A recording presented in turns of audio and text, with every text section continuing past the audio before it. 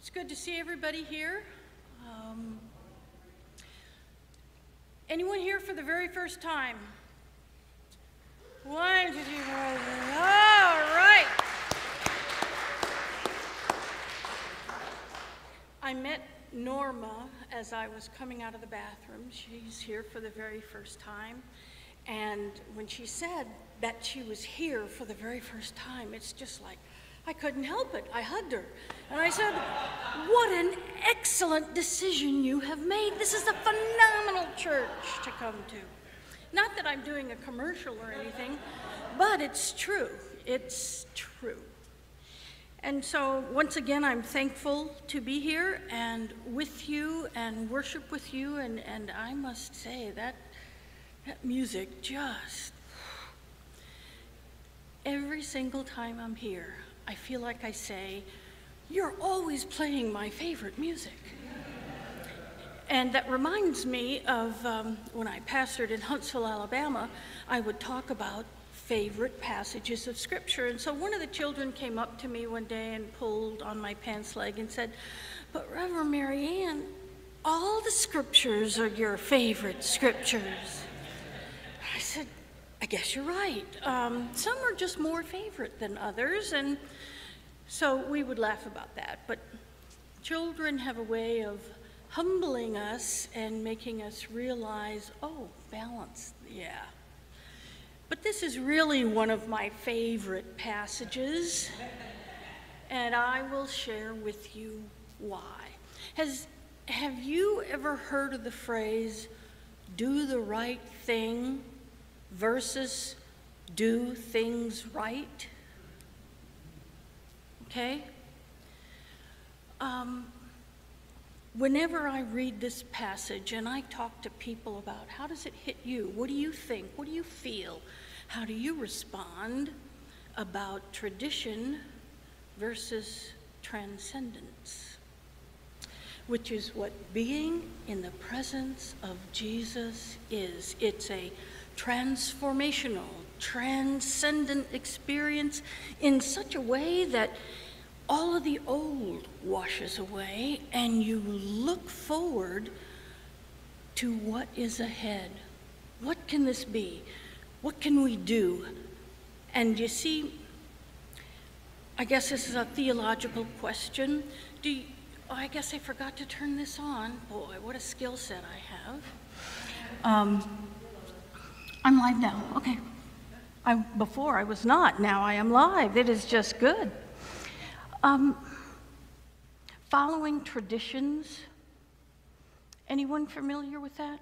Do I have any recovering Catholics or Episcopalians or Lutherans or High Church Anglican? Okay, that's quite a few. You know that there is an order to worship that's beyond liturgy. In fact, you can keep your eyes closed and know exactly when to stand and kneel and sit and what prayer is going to come next. And I see the heads nodding just like that. And it's funny, when you go to another church and you see how they worship, it's like, whoa, we didn't do that. And the power of some traditions resides in the hearts, minds, and spirit of those people who need it. Okay? So, anyone here know the difference between Pharisees and Sadducees?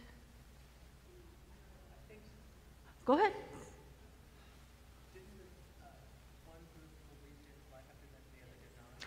Ding, ding, ding, ding, ding. Give that man a prize. And you get a car, and you get a car, and you get a car. Yes. So, Pharisees, and Jesus was a Pharisee, by the way. He talked about life everlasting, and that was a good thing, except he took tradition in how to fulfill that and put it on its ear. His focus was on coming to earth to explain what right relationship with God was all about. And it wasn't about book, chapter, verse, although that's a good thing, okay? we're called to be people of God, not people of the book. So, Jesus is a Pharisee, and the Pharisees come to him to complain about his disciples. What are you going to do with them? Why are you allowing them to do that? And on and on and on. And this is also not the first time that has happened, because, as you know, they traveled around and were in different cities and would worship in different temples and synagogues. One of my old teachers had a joke about the difference between Sadducees and Pharisees. And they describe Pharisees believe in life after death. Sadducees do not. That's why they're sad, you see. And we all had the exact same response when he shared that information. And we expected a set of drums to do the ba-dum-bump. But Jesus, the Word, became flesh to live among us, experience our life in a way that hadn't been done before. And his focus was not on tradition, because tradition in and of itself is not sufficient to be in right relationship with God. And you look at the Old Testament, Abraham and Sarah were the first to be in a covenant relationship with God. I'm not looking at Adam and Eve and Steve and everybody else. And his righteousness and Sarah's righteousness was ascribed to them or given to them as a result of their faith. So even as early as Genesis, God was sending a message that doesn't matter how old you are or where you live or what you do or what kind of income you have, your faith, your love of God is what makes you worthy.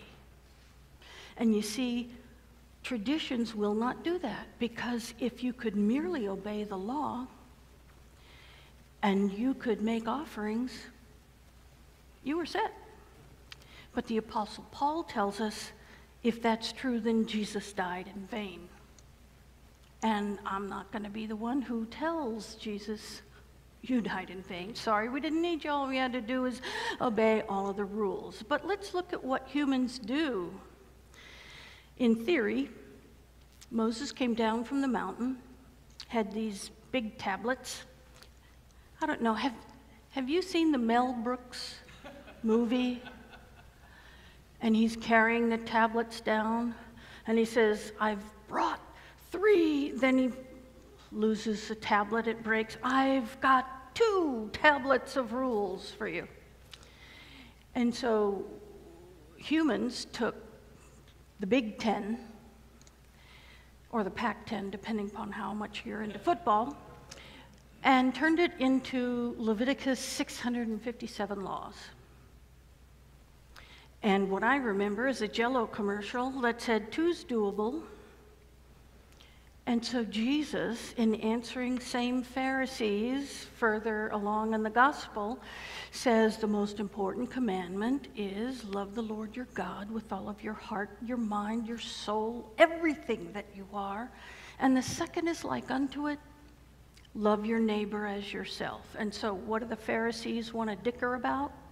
In this, going from 657 down to 2, and it's who is my neighbor? Goodness.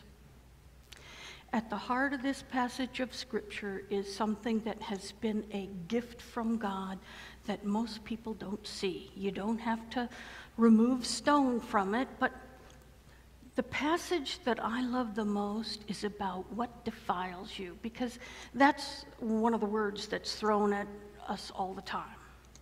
You're unworthy, you're unclean, you're defilement, or whatever verbiage your denomination used as you were growing up. And Jesus says, it is not what you take in that defiles you. It is what comes from your heart. So My passage of Scripture is really simple. From the abundance of your heart, your lips will speak.